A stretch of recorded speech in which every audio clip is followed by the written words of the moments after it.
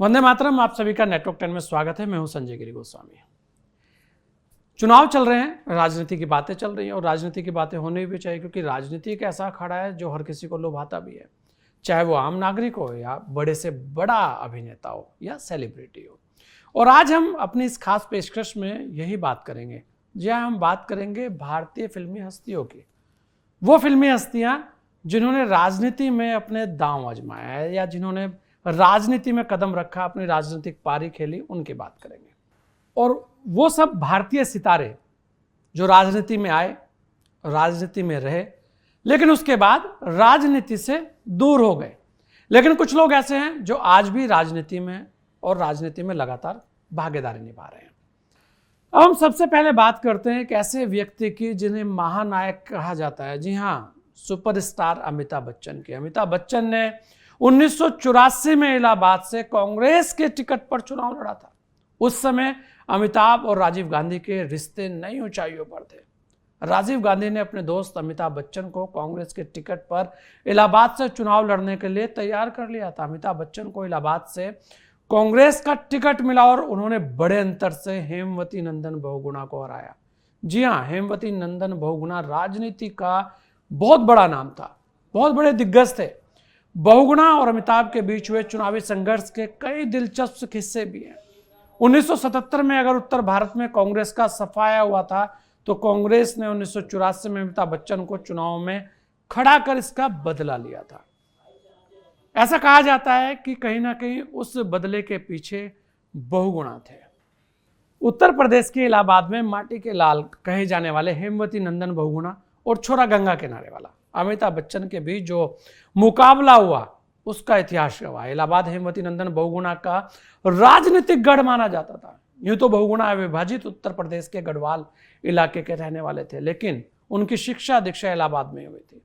इसलिए कहना मुश्किल था कि कौन जीतेगा। बहुगुणा को इस चुनाव में इलाहाबाद की अपनी जमीनी ताकत, पहाड़ी कायस्थ और मुस्लिम मतदाताओं के मजबूत ध्रुवीकरण और निजी लोकप्रियता पर पूरा भरोसा था। लेकिन छोरा गंगा किनारे वाला भी अपनी इलाहाबादी छवि को भुनाने के लिए तैयार थे और अमिताभ ने भी सारे फिल्मी हथकंडे अपनाने शुरू कर दिए थे। वे इलाहाबाद की सड़कों और गलियों में जिधर भी निकल जाते, रास्ते जाम हो जाते थे। लड़के उनके पीछे दौड़ते थे। लड़के लड़कियां अमिताभ की एक झलक पाने के लिए छतों पर टूट पड़ते थे। अमिताभ और उनकी अभिनेत्री पत्नी जया बच्चन धीरे धीरे पूरे इलाहाबाद में छा गए और बहुगुणा को लगने लगा कि उनका सियासी जो एक जमीन है उनकी, वो खिसक रही है। एक बार अमिताभ और बहुगुणा का काफिला आमने सामने आ गया। दोनों के समर्थकों में पहले निकलने के लिए नारेबाजी शुरू हो गई। तनाव खासा बढ़ गया। तभी अचानक खुली जिप्सी में सवार होकर अमिताभ बच्चन नीचे उतरे और उन्होंने जाकर बहुगुणा को प्रणाम किया और आशीर्वाद मांगा। बहुगुणा ने आशीर्वाद दिया और अमिताभ ने उन्हें पहले निकलने को कहा। बहुगुणा का काफिला निकल गया और प्रशासन ने चैन की सांस ली। उत्तर प्रदेश कांग्रेस के दिग्गज नेता, जिनमें नारायण दत्त तिवारी, केंद्रीय मंत्री विश्वनाथ प्रताप सिंह और भी दिग्गज अमिताभ की जीत के लिए जुटने वाले नेताओं में शामिल थे। कांटे का मुकाबला धीरे धीरे अमिताभ की तरफ झुकता चला गया और मतदान के बाद जब नतीजा आया तो इलाहाबाद में सियासत के दिग्गज हेमवती नंदन बहुगुणा राजनीति में नौसिखिए फिल्मी सितारे अमिताभ बच्चन से 1,77,095 वोटों से चुनाव हार गए। अमिताभ ने यह जीत भारी मतों की बढ़त से हासिल की थी। हालांकि उनका राजनीतिक कैरियर कुछ अवधि के लिए ही था, जिसके 3 साल बाद उन्होंने अपने राजनीतिक अवधि को पूरा किए बिना त्यागपत्र दे दिया था।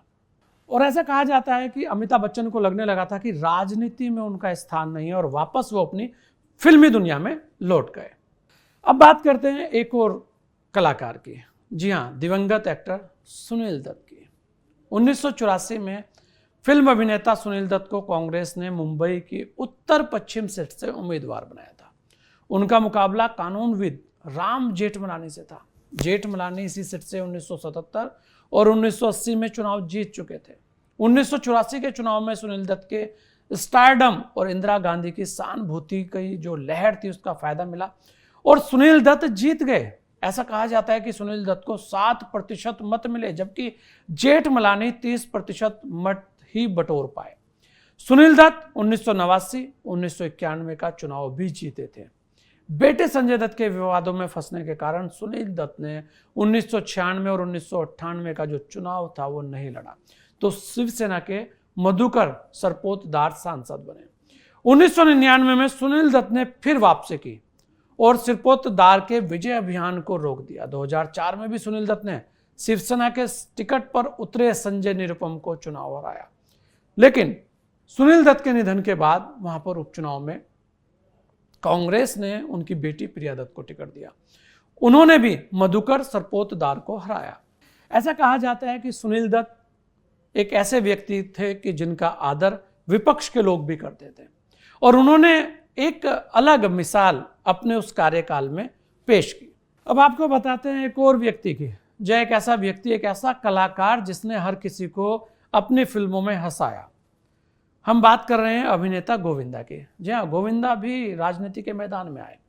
गोविंदा 2004 में मुंबई से कांग्रेस के टिकट पर लोकसभा चुनाव जीतकर संसद पहुंचे थे, लेकिन इस अभिनेता को सियासत रास नहीं आई। दरअसल 1990 से 2000 के दशक में मुंबई उत्तर लोकसभा सीट पर भारतीय जनता पार्टी के कद्दावर नेता राम नाईक का सिक्का चलता था। अटल बिहारी वाजपेयी की सरकार में पावरफुल मंत्री रहे राम नाईक को हराने के लिए तत्कालीन कांग्रेस अध्यक्ष सोनिया गांधी ने बॉलीवुड के हीरो नंबर 1 यानी गोविंदा को चुनावी मैदान में उतारा था। गोविंदा ने सबको चौंकाते हुए बीजेपी के राम नाईक को 48,271 वोटों से हरा दिया था। हर कोई चौंक गया था। हालांकि सांसद बनने के बाद गोविंदा का प्रदर्शन बेहद खराब रहा और वे दोबारा चुनाव में नहीं उतरे। चुनाव प्रचार के दौरान गोविंदा ने जनता से खूब वादे किए, बड़ी बड़ी बातें की, लेकिन सांसद बनने के बाद बहुत सारे वादे अधूरे रह गए। इसे लेकर गोविंदा की आलोचना भी हुई। बतौर सांसद उनका कार्यकाल भी विवादों में घिरा रहा और आखिरकार 2008 में उन्होंने सियासत से तौबा कर ली। लेकिन इस बार फिर दूसरी बार वो अपनी किस्मत आजमाने के लिए राजनीति में उतरे हैं। राजनीति है ही ऐसी, चाहे वो फिल्मों की राजनीति हो या वास्तविक राजनीति हो, कहीं ना कहीं किसी ना किसी को अपने में खींच लेती है। इस तरीके से लोकसभा चुनाव 2024 में शिवसेना की तरफ से एक बार फिर मुंबई नॉर्थ वेस्ट सीट पर गोविंदा चुनाव लड़ेंगे। अगला नाम है अपने जमाने के एक और सुपरस्टार, जी हां, विनोद खन्ना के बारे में। फिल्मी दुनिया में तहलका मचाने के बाद राजनीतिक सफर शुरू करने वाले गुरदासपुर के पूर्व सांसद व फिल्म स्टार विनोद खन्ना को यहां के लोगों ने भरपूर प्यार दिया। वे 4 बार गुरदासपुर के सांसद बने। गुरदासपुर के लोग आज भी उन्हें फूलों का बादशाह कहते हैं, उसके रूप में उनको याद करते हैं। विनोद खन्ना ने अपनी जवानी के दिनों में फिल्म इंडस्ट्री में कई हिट फिल्में दी। इनमें से मेरा गांव मेरा देश, दयावान, फरिश्ते, बहुत सारे नाम शामिल हैं। उसके अलावा वर्ष 1998 में जब उन्होंने राजनीति में कदम रखा, हैरानी की बात यह थी कि उन्होंने फिल्मी दुनिया की तरह राजनीति में भी आते ही तहलका मचा दिया। वे पंजाब के गुरदासपुर से पहली बार भाजपा के टिकट पर चुनाव लड़े और यहां से लगातार 5 बार चुनाव जीतने वाली कांग्रेसी सांसद सुखवंश कौर भिंडर को मात दे दी। इसके बाद तो तहलका मचना ही था।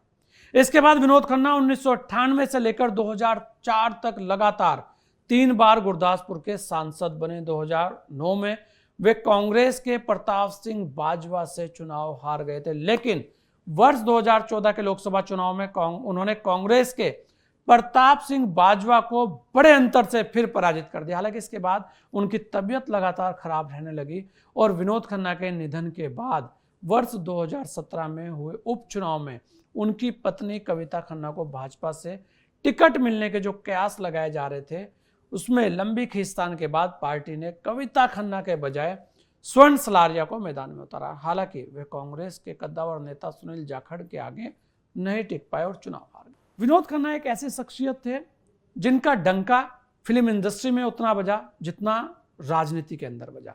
मतलब ऐसा कहा जा सकता है कि दोनों ही जगह उनका जो कद था वो अपने आप में एक शख्सियत का कद रहा है। राजनीति में आज भी उनके यहाँ के लोग उन्हें याद करते हैं। अब हम बात करते हैं एक और ऐसे व्यक्ति की जिसे हीमैन भी कहा जाता है। जी, हम बात कर रहे हैं धर्मेंद्र को लेकर। फिल्मों के हीमैन कहे जाने वाले सुपरस्टार धर्मेंद्र भी राजनीति में हाथ आजमा चुके हैं। साल 2004 में भाजपा के टिकट से वे बीकानेर से सांसद बने। हालांकि संसदीय क्षेत्र में मौजूद नहीं रहने पर उनकी काफी आलोचना हुई थी। इसके अलावा जब संसद का सत्र चल रहा होता था तब भी वे संसद में अधिकतर दिखते नहीं थे। इस तरीके की बातें भी होती रही। 2004 के कार्यकाल के पूरा होने के बाद उन्होंने कभी राजनीति की तरफ रुख नहीं किया और वो हमेशा अब अपने आप को राजनीति से दूर ही रखकर चले हैं। उनको भी लगा कि राजनीति में उनका स्थान नहीं है, फिल्मी दुनिया के अंदर उनका एक अपना मुकाम है और शायद यही कारण था कि वो वापस फिल्मों में चले गए। आज भी ही मैन को देखने के लिए लोग तरसते हैं। आज भी लोग सोचते हैं कि शायद धर्मेंद्र एक बार फिर अपने क्षेत्र में आकर लोगों के बीच में हाथ हिलाएंगे, लेकिन देखते हैं कि आखिर कब उनको ये मौका मिलता है। अभी तो धर्मेंद्र लगातार फिल्मों में व्यस्त हैं और अपनी फिल्मी दुनिया में मग्न हैं। अब बात करते हैं ड्रीम गर्ल, जी हाँ, यानी हेमा मालिनी की। धर्मेंद्र की बात किया तो हेमा मालिनी की बात भी जरूरी है। 1999 में हेमा मालिनी ने पंजाब के गुरदासपुर में लोकसभा चुनाव में भारतीय जनता पार्टी के उम्मीदवार पूर्व बॉलीवुड अभिनेता विनोद खन्ना के लिए प्रचार किया था और वहीं से राजनीति में आने के लिए शायद हेमा मालिनी की जो किस्मत है वो तय हो गई। फरवरी 2004 में मालिनी आधिकारिक तौर पर भाजपा में शामिल हो गई थी। 2003 से 2009 तक उन्होंने भारत के तत्कालीन राष्ट्रपति डॉक्टर एपीजे अब्दुल कलाम द्वारा मनोनीत होने पर उच्च सदन राज्यसभा में सांसद के रूप में कार्य किया। मार्च 2010 में हेमा मालिनी को भाजपा का महासचिव बनाया गया और फरवरी 2011 में पार्टी महासचिव अनंत कुमार ने उनकी सिफारिश की। लोकसभा के लिए 2014 के आम चुनाव में हेमा मालिनी ने मथुरा के तत्कालीन सांसद आरएलडी के जयंत चौधरी को चुनाव हराया।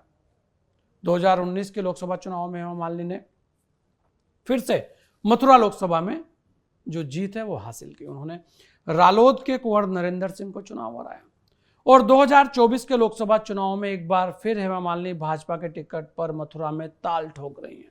यहां लेते एक छोटा सा ब्रेक, जल्द लौटेंगे आपके बीच।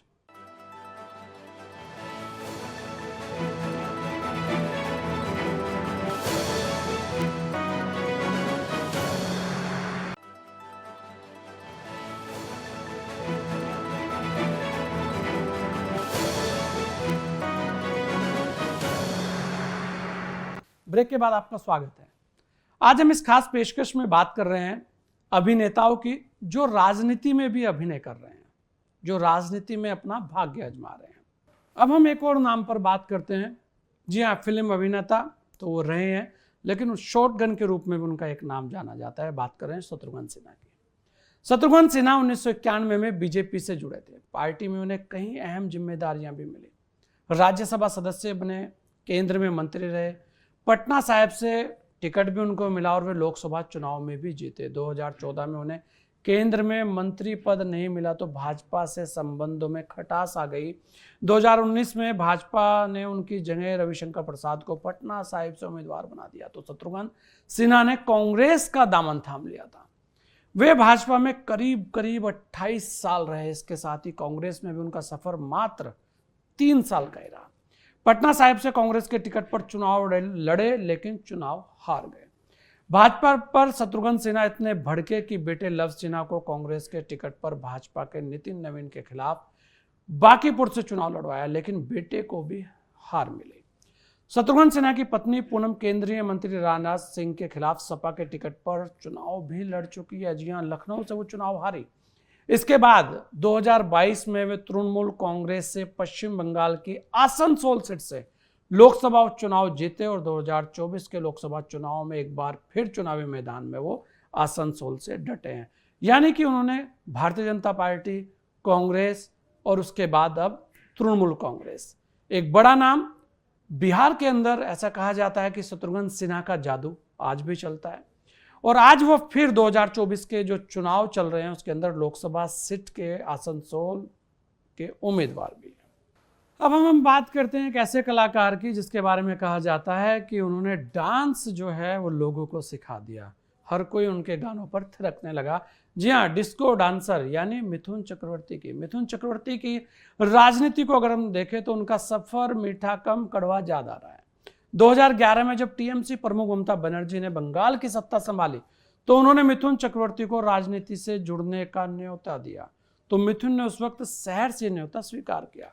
मिथुन चक्रवर्ती को तृणमूल कांग्रेस ने राज्यसभा से सांसद भी बनाया, लेकिन 2016 के अंत में मिथुन चक्रवर्ती ने राज्यसभा के सांसद पद से इस्तीफा दे दिया और राजनीति से संन्यास ले लिया। उसके बाद 2021 में कोलकाता के ब्रिगेड परेड ग्राउंड में पीएम मोदी की रैली के मंच पर मिथुन चक्रवर्ती एक बार फिर राजनीति में आए और भारतीय जनता पार्टी में शामिल हो गए और फिलहाल बंगाल में भाजपा की कोर कमेटी के सदस्य हैं। अब हम बात करते हैं दक्षिण भारत की एक ऐसी कलाकार के बारे में जिसने फिल्मों से निकलकर राजनीति में बहुत बड़ा नाम किया। जी हाँ, हम बात कर रहे हैं जयललिता की। अभिनय से राजनीति में आने वाली जयललिता तमिलनाडु की मुख्यमंत्री रह चुकी और मुख्यमंत्री भी ऐसी मुख्यमंत्री की आम जनता उनके लिए दीवानी थी, आम जनता उनके लिए पागल थी, आम जनता के बीच वो बहुत ज्यादा मशहूर थी। हर किसी तबके का उनको प्यार मिलता रहा। तमिलनाडु के लोग उन्हें अम्मा कहकर यानी मां कहकर पुकारने लगे। ये किसी राजनेता के लिए बहुत बड़ी उपलब्धि है। अभिनेत्री जयललिता को फिल्मों से राजनीति में लाने वाले एमजी रामचंद्रन थे। जयललिता 1982 में ऑल इंडिया अन्ना द्रविड़ मुन्नेत्र कड़गम यानी कि AIADMK की सदस्य बन गए। यहां से उनके राजनीतिक कैरियर की शुरुआत हुई। 1989 तक जयललिता तमिलनाडु से राज्यसभा की सदस्य भी रही। एमजीआर के निधन के बाद AIADMK पार्टी की जो जिम्मेदारी है वो जयललिता पर आ गई। बाद में वो तमिलनाडु की मुख्यमंत्री भी बने। उसके बाद तमिलनाडु में जयललिता की लोकप्रियता बढ़ने लगी। अब हम एक और बात करते हैं एक ऐसी शख्सियत की जो बहुत ज्यादा छोटे पर्दे पर लोकप्रिय रही। जी हाँ, लोग उन्हें आज भी पूजते हैं। हम बात कर रहे हैं दीपिका चिखलिया की। रामायण के अंदर सीता की, रामायण में सीता का रोल प्ले करने वाली दीपिका को हमेशा मां सीता के रूप में ही देखा जाता रहा है। दीपिका को अपनी इसी इमेज के चलते राजनीति की चौखट पर जीत भी मिली थी। 1991 में बीजेपी उम्मीदवार के रूप में गुजरात के वडोदरा सीट से लोकसभा का उन्होंने चुनाव लड़ा। उन्होंने इस सीट से राजा रणजीत सिंह गायकवाड़ को 50,000 वोटों से ज्यादा से मात दी। दीपिका के लिए वे समय था जब लोग उनकी पूजा करते थे। सीता जब वोट मांगने निकलती थी तो सड़कों और गलियों में लोगों की भारी भीड़ इकट्ठी हो जाती थी। श्रद्धालु हाथ जोड़े आशीर्वाद की आस में खड़े रहते थे। दीपिका चिखलिया के सीता के किरदार की लोकप्रियता और राम मंदिर आंदोलन की पृष्ठभूमि का पार्टी को जबरदस्त फायदा मिला। पहली बार वडोदरा में कमल खिला। इस दौरान वडोदरा बीजेपी का गढ़ बन गया। फिलहाल दीपिका राजनीति से दूर है और अपनी 2 बेटियों और पति के साथ जीवन बिता रही है। अब बात करते हैं एक और सुपरस्टार की। जी हाँ, बड़ा सुपरस्टार जिसको कहा गया है राजेश खन्ना की। जी हाँ, बाबू मोशाय। हिंदी सिनेमा के लीजेंड राजेश खन्ना एक्टर होने के साथ साथ फिल्म निर्माता और राजनीतिक भी थे। राजेश खन्ना ने अपने कैरियर में साल 1969 से 1971 के बीच लगातार 15 सुपरहिट फिल्मों में काम किया। इसके साथ ही वे 1970 और 1980 के दशक में हिंदी सिनेमा में सबसे अधिक फीस पाने वाले अभिनेता थे और राजीव गांधी के आग्रह पर उन्होंने 1984 के बाद कांग्रेस के लिए प्रचार करना शुरू किया। 1991 के लोकसभा चुनाव में नई दिल्ली सीट के चुनाव में राजेश खन्ना भाजपा के LK आडवाणी से मामूली मतों से चुनाव हार गए। 1992 में हुए उपचुनाव में राजेश खन्ना फिर जीते और 1996 तक लोकसभा के सदस्य रहे। वे कांग्रेस के टिकट पर नई दिल्ली सीट से जीते थे। जब वे सांसद थे तो उन्होंने अपना पूरा समय राजनीति को दिया। उन्होंने पंजाब के आम चुनाव में कांग्रेस के लिए प्रचार भी किया था। लंबी बीमारी के बाद 18 जुलाई 2012 को राजेश खन्ना का निधन हो गया। राजेश खन्ना के लिए हमेशा कहा जाता रहा कि वो नई दिल्ली में हमेशा घूमते रहते थे, यहां तक कि लोगों के बीच में बैठकर बातें भी करते थे। हर कोई राजेश खन्ना के साथ मिलता था, बात करता था। आज भी लोग राजेश खन्ना को याद करते हैं, फिल्मी दुनिया में भी और राजनीति में भी। अगला नाम है एक और बड़े एक्टर का। जी हाँ, बात कर रहे हैं जिनका कैरियर थिएटर से शुरू हुआ, बड़ा नाम रहा, आज भी एक बड़ा नाम है राज बब्बर का। राज बब्बर का सफर फिल्मी दुनिया में ऊंचाइयों तक पहुंचा। 80 के दशक में राज बब्बर ने सिनेमा की दुनिया में वाकई राज किया। फिल्मों के अलावा राज बब्बर ने राजनीति में भी अच्छा मुकाम हासिल किया। उन्होंने अपने राजनीतिक कैरियर की शुरुआत साल 1989 में की थी। राज बब्बर ने सिनेमा के क्षेत्र में अपनी मजबूत छाप छोड़ी थी, लेकिन इसके बावजूद उन्होंने सियासत में आने का फैसला किया और 1989 में VP सिंह के नेतृत्व में जनता दल में शामिल हो गए। बाद में उन्होंने समाजवादी पार्टी ज्वाइन की और 3 बार लोकसभा सांसद रहे। जी हाँ, 1994 से 1999 के बीच वे राज्यसभा के सदस्य भी रहे। 2004 में वे लोकसभा सांसद बने, लेकिन 2006 में उन्हें समाजवादी पार्टी ने निष्कासित कर दिया गया। 2008 में राज बब्बर ने कांग्रेस ज्वाइन कर ली और 2009 में फिरोजाबाद से पूर्व यूपी सीएम अखिलेश यादव की पत्नी डिंपल यादव को चुनाव में हराकर सांसद बने। 2014 के लोकसभा चुनाव में उन्होंने गाजियाबाद से चुनाव लड़ा, लेकिन वे बीजेपी के जनरल वीके सिंह से चुनाव हार गए। 2019 में हुए लोकसभा चुनाव में कांग्रेस की करारी हार के बाद उन्होंने पार्टी अध्यक्ष पद से इस्तीफा दे दिया। इस्तीफा देने के बाद राज बब्बर लगातार फिल्मों में ही दिखे। अब हम बात करते हैं एक और बड़े चेहरे की, बड़े नाम की। जी हां, जया बच्चन की। जया बच्चन भारतीय फिल्मों में एक बड़ा नाम है। एक्टिंग के अलावा जया का राजनीतिक कैरियर भी काफी सफल रहा। साल 2004 में उन्होंने समाजवादी पार्टी के जरिए राजनीति की दुनिया में कदम रखा। वे तब से अब तक कई बार राज्यसभा सांसद बन चुकी है। वे कई बार राज्यसभा में अपने भाषणों के लिए भी जाने जाती है। अब बात करते हैं टीवी इंडस्ट्री की सबसे लोकप्रिय बहू की। जी हां, घर घर जिन्होंने एक ऐसा मुकाम पाया कि हर किसी को लगने लगा कि मुझे ऐसी बहू चाहिए। जी हां, बात कर रहे हैं स्मृति ईरानी की। साल 2000 में उन्हें, क्योंकि सास भी कभी बहू में थी, लीड रोल मिल गया इस शो से। वे घर घर में फेमस हो गई। स्मृति ईरानी ने साल 2003 में भारतीय जनता पार्टी का दामन थामा। उन्हें महाराष्ट्र यूथ विंग का उपाध्यक्ष बनाया गया। साल 2004 में स्मृति ईरानी ने चांदनी चौक कपिल सिब्बल के खिलाफ चुनाव लड़ा, लेकिन वे चुनाव हार गई। स्मृति ईरानी चुनाव तो हार गई, लेकिन उनकी मेहनत रंग लाई और उन्हें भाजपा की केंद्रीय समिति की एग्जीक्यूटिव मेंबर का जो एक सदस्य है वो बनाया गया। 2010 में स्मृति ईरानी पार्टी की राष्ट्रीय सचिव एवं महिला विंग की प्रेसिडेंट बनाई गई। 2014 के लोकसभा के चुनाव में पार्टी ने उन्हें राहुल गांधी के खिलाफ अमेठी में चुनावी मैदान में उतारा। हालांकि वे उस बार चुनाव हार गई, लेकिन उसके बाद उनकी लगातार सक्रियता वहां रही और 2019 के चुनाव में उन्होंने दोबारा इस सीट से अपनी किस्मत आजमाई और राहुल गांधी को भारी मतों से चुनाव हरा दिया। मौजूदा समय में वो मोदी सरकार में महिला एवं बाल विकास मंत्री हैं। उसके अलावा उनके पास अलग अलग और भी महत्वपूर्ण विभाग रह चुके। इस बार फिर अमेठी से वो एक बार मैदान में है। स्मृति ईरानी जिस तरीके से टीवी इंडस्ट्री में छाई रही, उसी तरीके से अपने क्षेत्र में भी छाई हुई है। एक और ऐसा चेहरा जिसे देखकर बहुत सारे लोगों के सर झुक जाते हैं। जी हाँ, सर इसलिए झुकते हैं कि उनका नाम ही ऐसा है। हम बात कर रहे हैं अरुण गोविल की। दूरदर्शन पर पहली बार रामायण का प्रसारण 25 जनवरी 1987 में शुरू हुआ और आखिरी एपिसोड जो उसका था वो 31 जुलाई 1988 को देखने को मिला था। उस दौरान अभिनेता अरुण गोविल ने राम का जो किरदार निभाया, आज तक लोग उन्हें राम के रूप में देखते हैं और उनका उस छवि से बाहर निकलने का जो प्रयास था वो कभी सफल भी नहीं हो पाया। आज भी 36 साल के बाद गोविल को लोग राम के रूप में ही पहचानते हैं। अरुण गोविल भी इस बार के लोकसभा चुनाव में अपनी राजनीतिक पारी खेल रहे हैं। जी हां, वो मेरठ से भाजपा के टिकट पर लोकसभा का चुनाव लड़ रहे हैं और आज भी लोग उनको देखने के लिए भीड़ के रूप में इकट्ठे हो जाते हैं। लोगों के बीच वो जो राम की छवि है वो आज भी कायम है। देखने वाली बात ये होगी कि मेरठ के लोग इस राम को राजनीति के राम के रूप में कितना पसंद कर पाते हैं। एक और चर्चित नाम, जिस नाम को लेकर बहुत सारे विवाद भी सामने आए, जिस नाम को लेकर चर्चा भी बहुत हुई, हम बात कर रहे हैं जयप्रदा की।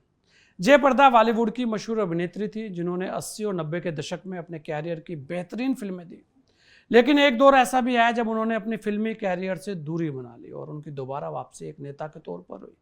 उनके जीवन की दिलचस्प बात यह है कि वे पैदा आंध्र प्रदेश में हुई, बॉलीवुड में पहचान बनाने मुंबई गई और राजनीति के लिए उत्तर प्रदेश आई। यानी दक्षिण से लेकर उत्तर भारत तक का सफर उन्होंने तय किया। लगभग 3 दशक के राजनीतिक कैरियर में 5 पार्टियां बदली, लेकिन 25 साल के राजनीतिक कैरियर के बाद भी उन्हें एक्टिव पॉलिटिशियन के तौर पर नहीं देखा गया। 1994 में जयप्रदा एनटी रामाराव के कहने पर तेलुगु देशम पार्टी में शामिल हो गई। हालांकि साल 2000 में जयप्रदा ने तेलुगु देशम पार्टी छोड़ दी और समाजवादी पार्टी ज्वाइन कर ली। कहा जाता है कि सपा में जयप्रदा को लाने का श्रेय अमर सिंह को दिया जाता है। जब अमर सिंह सपा से अलग हुए तो जयप्रदा ने भी पार्टी छोड़ दी और लोकदल पार्टी में वो शामिल हो गई। 2004 के लोकसभा चुनाव में सपा के टिकट पर रामपुर सीट से चुनाव लड़ी और जीती थी। इसके कुछ दिन बाद कथित तौर पर पार्टी विरोधी गतिविधियों में लिप्त पाए जाने के चलते पार्टी से उनका निष्कासन कर दिया गया था। इसके बाद जयप्रदा ने 2014 में राष्ट्रीय लोकदल पार्टी ज्वाइन कर ली, 2019 में वे भाजपा में शामिल हो गई थी और फिलहाल भाजपा में वो सक्रिय राजनीति का हिस्सा है। अब हम बात करते हैं एक ऐसे नाम की जो हंसाता भी है, डराता भी है। बात कर रहे हैं परेश रावल की। परेश रावल भारत के मंझे हुए अभिनेताओं में से एक है। उन्होंने दर्शकों को हेरा फेरी के बाबूराव गणपतराव आपटे से कभी हंसाया है तो ओ माई गॉड में कांजीलाल जी मेहता बनकर जागरूक भी किया है, तो कभी राम लखन में खलनायक का किरदार भी निभाया है। वे पद्मश्री, राष्ट्रीय फिल्म पुरस्कार और फिल्म फेयर अवार्ड जैसे कई सारे सम्मानों से नवाजे जा चुके हैं। फिल्मों में काम करने के साथ साथ उन्होंने राजनीति में भी अपना हाथ आजमाया। परेश रावल ने साल 2014 में भारतीय जनता पार्टी ज्वाइन की थी। उसी साल उन्हें लोकसभा चुनाव में अहमदाबाद पूर्व निर्वाचन क्षेत्र से चुनाव लड़ने का मौका भी मिला। इस चुनाव में जीतकर वो लोकसभा सांसद भी बने। हालांकि इसके बाद साल 2019 के लोकसभा चुनाव में वो चुनाव नहीं लड़े। उन्होंने ये कहते हुए टिकट नहीं लिया कि वे राजनीति को पर्याप्त समय नहीं दे पा रहे हैं। भले ही वो अब चुनाव ना लड़ते हो, लेकिन भाजपा में अभी भी सक्रिय हैं और समय समय पर राजनीतिक मुद्दों पर अपनी राय भी रखते रहते हैं।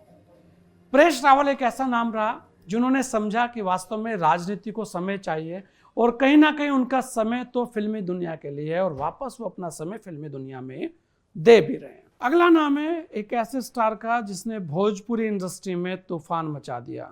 जी हाँ, बात कर रहे हैं मनोज तिवारी की। मनोज तिवारी ने साल 2009 में राजनीति की दुनिया में कदम रखा था। समाजवादी पार्टी के टिकट पर गोरखपुर चुनाव भी लड़े थे, लेकिन भाजपा के योगी आदित्यनाथ ने उनको चुनाव हरा दिया।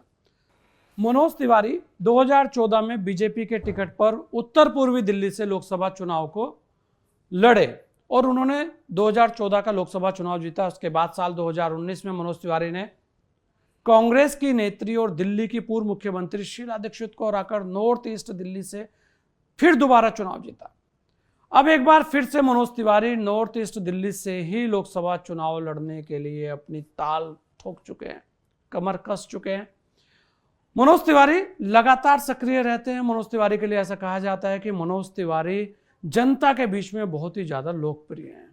मनोज तिवारी दिल्ली की हर गलियों को जानते हैं, क्योंकि दिल्ली के दिल में जो राजनीति है उसे अच्छी तरह पहचानते भी हैं। इस बार भी देखने वाली बात होगी कि मनोज तिवारी किस तरीके से अपना जादू कायम रख पाते हैं। अब बात करते हैं उन सितारों की जो पहली बार राजनीति में अपना भाग्य आजमाने जा रहे हैं। आपको बता दें कि ऐसे बहुत सारे सितारे हैं जो राजनीति में आते रहे हैं, जाते रहे हैं, लेकिन हम एक बात करते हैं इस बार कंगना रनौत की। जी हाँ, हमेशा से अपने राजनीतिक बयानों को लेकर विवादों में भी रही हैं और चर्चित भी रही हैं। अभिनेत्री कंगना रनौत पर भारतीय जनता पार्टी ने इस बार लोकसभा चुनाव में भरोसा जताया है। कंगना रनौत पहली बार चुनाव लड़ रही है। बीजेपी ने कंगना को हिमाचल प्रदेश की सबसे महत्वपूर्ण सीट जो है मंडी लोकसभा सीट से उम्मीदवार बनाया है। वहीं कंगना का सीधा मुकाबला कांग्रेस के प्रत्याशी विक्रमादित्य सिंह से होगा। विक्रमादित्य सिंह पूर्व मुख्यमंत्री वीरभद्र सिंह के बेटे हैं। तो ये थे वो सब लोग जिन्होंने अभिनेता के रूप में भी काम किया और राजनीति में भी काम किया। ऐसे और भी बहुत सारे लोग हैं। इस तरीके से फिर एक बार आपको मिलेंगे ऐसे उन लोगों के, उन नामों के साथ। तब तक के लिए दीजिए मुझे इजाजत। जय हिंद।